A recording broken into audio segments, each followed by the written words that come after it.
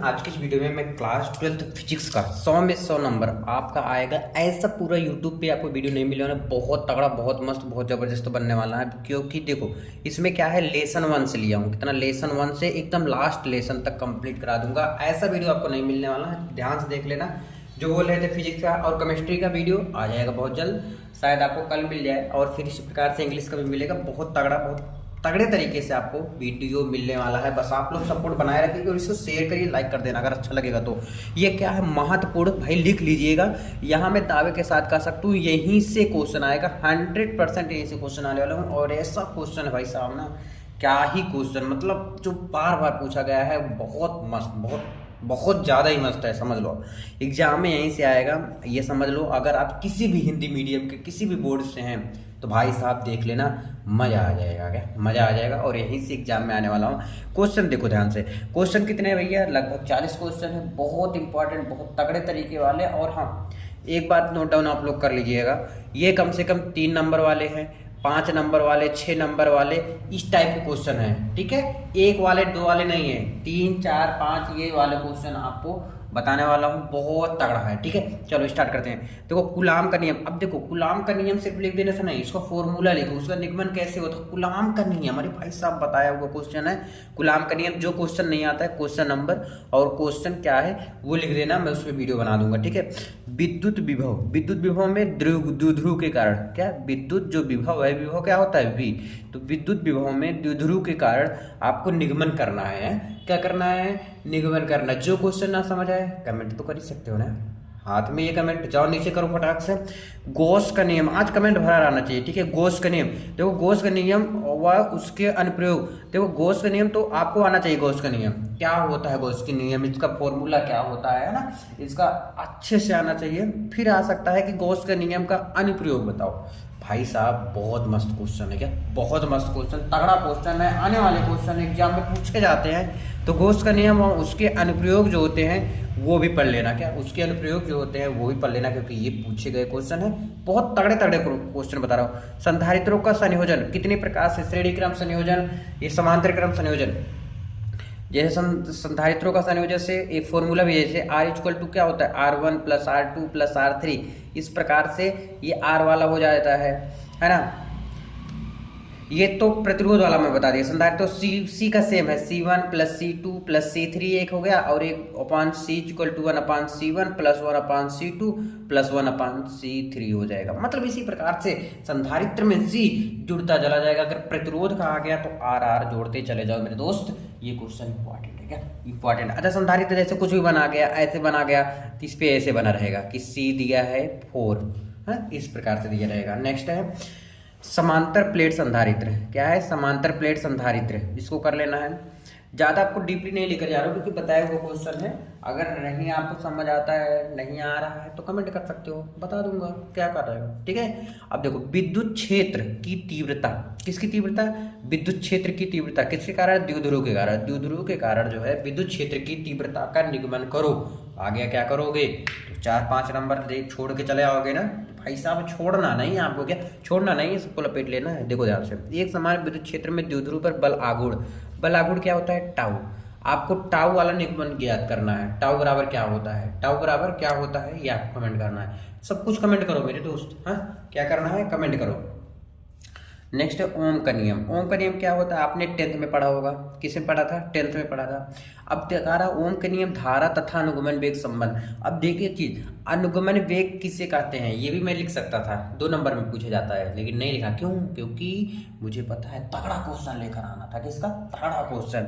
ये है अनुगमन वेग। अब बोलोगे भैया अनुगमन वेग क्या होता है। अच्छा अनुगमन वेग को ना अपवाह वेग, जब मैं एग्जाम दे रहा था ना तो मेरे दोस्त मुझे क्या आया कि अपवाह वेग किसे कहते हैं, मैं तो भाई एकदम हिल गया। तो अनुगमन वेग को ही अपवाह वेग कहते हैं। जो जैसे अनुगमन वेग का जो आप डिफिनेशन याद किए हो, परिभाषा, वही अपवाह वेग का भी परिभाषा रहेगा, समझ आ गया ना।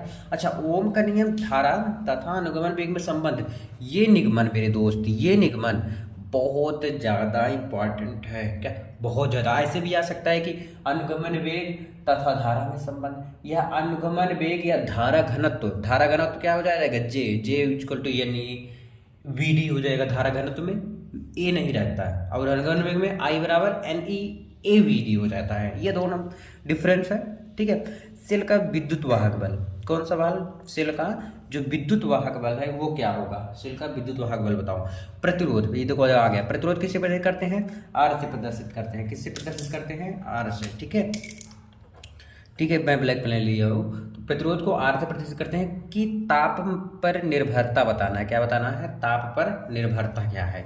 व्हीट स्टोन सेतु, क्या व्हीट स्टोन सेतु क्या होता है? भाई साहब तगड़ा क्वेश्चन है, व्हीट स्टोन सेतु। हाँ, व्हीट स्टोन सेतु भी मैं वीडियो लेकर आने वाला व्हीट स्टोन सेतु पे, और शायद आपको कल का मिल जाएगा। 100% मैं दावे के साथ कह रहा हूँ कि इसका वीडियो कल मैं लेकर आ जाऊँगा। अगर बाद में आप देख रहे हो तो भाई पढ़ चुका है, देख लेना।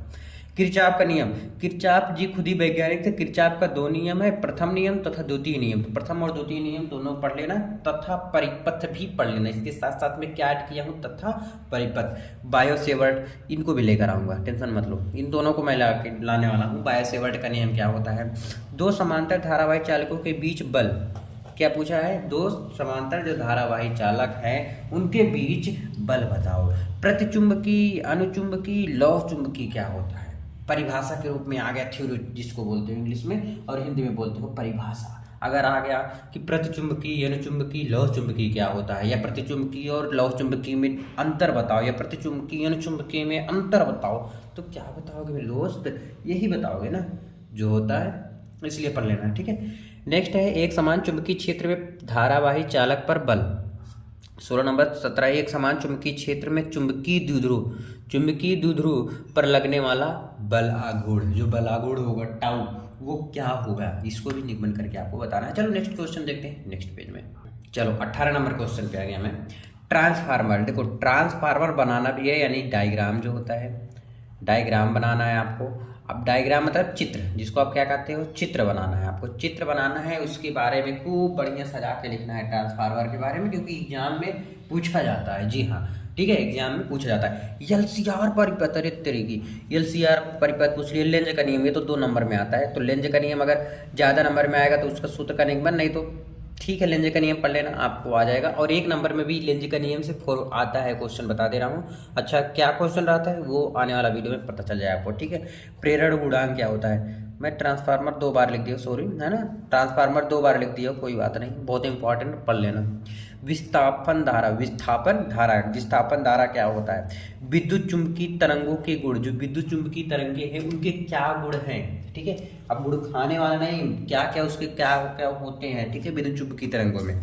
विद्युत चुंबकीय स्पेक्ट्रम, गोलीय पृष्ठों द्वारा प्रकाश का अपवर्तन, ये जो कि फॉर्मूला है, कौन सा फॉर्मूला भैया? ये इंपॉर्टेंट फॉर्मूला है भाई साहब, पूछो मत। ये n2/v minus n1/u is equal to n2 minus n1/r।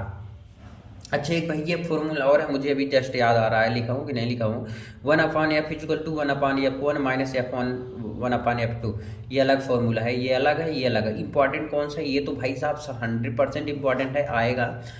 या तो अच्छा सकता है कि गोलीय पृष्ठों द्वारा प्रकाश का अपवर्तन, या तो कह सकते हैं कि n2/v, डायरेक्ट फॉर्मूला ही लिखेंगे मुझे जहाँ तक उम्मीद है, n2/v minus n1/u is equal to n2 minus n1/r, ये है, ठीक है। प्रिज्म द्वारा प्रकाश का अपवर्तन, किसके द्वारा? प्रिज्म द्वारा जो प्रकाश का अपवर्तन का फॉर्मूला बताना है। सूक्ष्मदर्शी, ये भैया हमारे फॉर्मूला है, क्या है? फॉर्मूला बहुत तगड़ा, जैसे ये तगड़ा है वैसे ये। अच्छा, इसमें कितने होते हैं? देखो, संयुक्त सूक्ष्मदर्शी भी होता है, संयोग भी होता है, और दूरदर्शी। तो 2 सूक्ष्मदर्शी और दूरदर्शी दो है, ये अलग अलग है, तो दोनों को पढ़ लेना, ठीक है।